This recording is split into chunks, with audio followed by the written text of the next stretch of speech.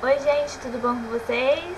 Hoje eu vim falar sobre uma trilogia que eu li há muito tempo já. Terminei esse ano, mas eu comecei a ler há muito tempo. É uma das minhas séries, das minhas sagas favoritas, apesar de ter algumas coisinhas que não me agradou muito. Só que eu só tenho esse aqui pra mostrar pra vocês, que é o Morte de Tinta.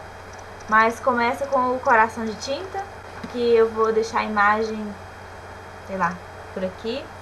Eu já vou avisando que à medida que eu for avançando nos outros livros, que vai acabar tendo algum spoiler, não vai ter jeito. Eu vou ter que, quando eu for falar de Sangue de Tinta, eu vou ter que fazer algum spoiler de Coração de Tinta. Mas eu não vou falar um spoiler de Coração de Tinta quando eu estiver falando sobre Coração de Tinta. Vocês podem ficar despreocupados. Eu trouxe alguém muito especial hoje para fazer a resenha comigo. Eu quero mostrar para vocês, tá aqui. Ele é muito manhoso. Gente, esse é o Luke. Olha pra lá, neném. Esse é o Luke, ele tá um pouquinho amassado, porque ele tava dormindo aqui no meu colo. Só que ele não vai aparecer muito, porque ele vai dormir. Então, gente, Coração de Tinta é de uma escritora alemã. O nome dela é Cornelia Funke. Então, a história de Coração de Tinta é basicamente assim. A Meg é uma menina que mora só com o pai dela, o Mo, o nome dele é Mo. O pai dela tem uma habilidade muito fora do comum, que ele consegue tirar os personagens de dentro de um livro, quando ele lê em voz alta. E nisso, quando ela era criança, sem querer, ele tira os vilões de um livro chamado Coração de Tinta. Esse vilão forma uma aldeia e ele taca terror em toda a região da Itália.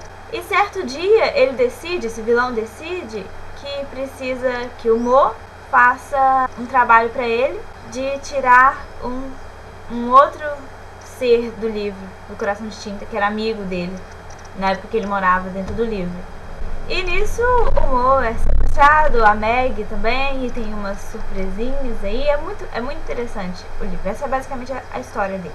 Eu não me lembro onde que eu fiquei conhecendo esse livro, mas eu queria lembrar, porque eu queria agradecer a pessoa que me indicou.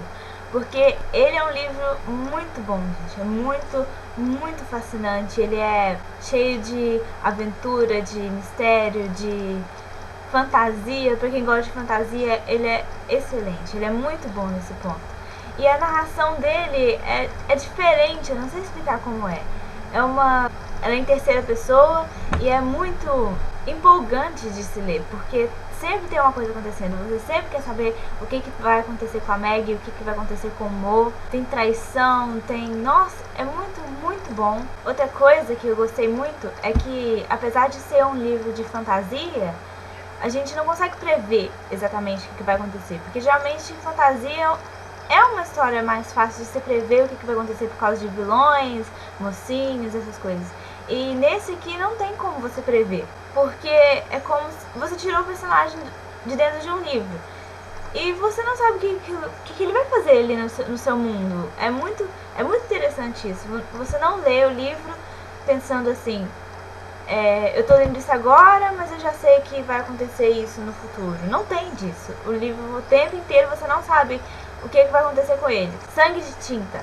Eu também não tenho Sangue de Tinta aqui pra mostrar pra vocês, porque eu li no computador. Eu li ele esse ano, apesar de eu ter demorado muito pra continuar a ler, porque eu li o Coração de Tinta em 2009, por aí assim. E mesmo assim eu consegui lembrar bastante do que eu tinha lido. Em Sangue de Tinta, eles vão pra dentro do livro. A Meg arruma um jeito de entrar dentro do livro, carregar o Farid com ela, e os pais dela vão atrás dela, e os vilões voltam lá pra dentro também. E é uma confusão do caramba, porque você fica pensando, tá, eles entraram dentro do livro, mas como que o livro vai reagir? Porque o livro já tem os seus personagens, eles não podem simplesmente entrar lá e pronto. É isso que eu gostei muito de descobrir quando eu tava lendo Sangue de Tinta. Como que a história ia continuar com eles interferindo lá. Quando, por exemplo, o Mo leu o livro, quando ele tirou os personagens no primeiro, a história era uma coisa. Se eles entrarem e acrescentarem alguma coisa e modificar alguma coisa, como que aquilo vai ficar? Como que vai ficar essa história no livro? E o Mo ganha um novo papel, vamos dizer assim, em Sangue de Tinta. Uma coisa que eu achei muito, muito interessante, que eu não vou falar, porque senão vai virar spoiler, mas é a base para o último livro, O Sangue de Tinta. Eu gostei demais dele, apesar de ter algumas coisinhas que me incomodaram. Tem um certo romancezinho ali que eu não gostei. Enquanto os personagens eu acho eles muito verdadeiros, muito verossímeis. Algumas relações ali ficam muito superficiais. Mas a única coisa que me desagradou foi isso. E pra você que acha que é só porque é um livro infanto-juvenil, que vai todo mundo acabar bem, você está enganado. Porque em Sangue de Tinta coisas horríveis acontecem, coisas que eu não recomendaria uma criancinha ler. Coração de Tinta ele é bem levinho, e Sangue de Tinta ele é bem mais pesado, tem uns acontecimentos ali que são bem... Agora, Morte de Tinta, esse aqui já tem um tempinho que eu li ele em julho. Eu confesso que eu demorei muito pra ler, não porque ele é grande, mas porque as coisas ficaram bem diferentes aqui. Enquanto o primeiro ele é bem focado na Meg, a gente vê que ele é bem focado na Meg, esse aqui ele é focado muito no Mo, porque ele assumiu totalmente aquele papel que ele tinha no Sangue de Tinta de Gaio.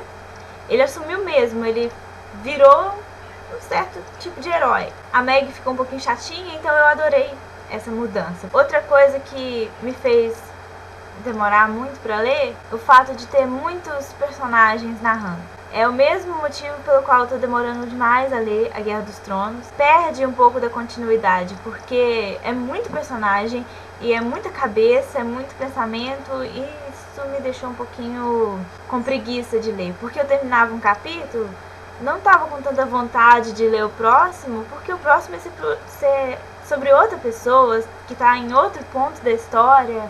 É a mesma coisa com A Guerra dos Tronos, foi o que aconteceu com esse aqui primeiro. Aqui em Sangue de Tinta a gente tem o Mo tentando consertar o erro que ele cometeu no Sangue de Tinta de encadernar um livro em branco que segura a imortalidade para o principal vilão da história, vamos dizer assim. Basicamente é isso que ele tenta. Por isso que ele assume o papel de Gaio, porque ele quer consertar aquele erro que ele cometeu. Eu gostei muito do Mo nesse livro. Ele ficava sempre se perguntando se aquele papel que ele estava assumindo, se era ele mesmo que queria ser o Gaio, ou se era a força das palavras do Fenóglio, sobre as canções que ele escrevia sobre ele. Se perguntando se ele está fazendo realmente certo em ajudar o povo, e deixar de lado a família dele para isso. Agora, a Meg já foi reduzida a uma menina totalmente sem graça, que não fazia nada, ela não faz nada o livro inteiro, ela só fica devaneando sobre os romancezinhos dela, ela não ajuda, ela só fica pensando, preocupada,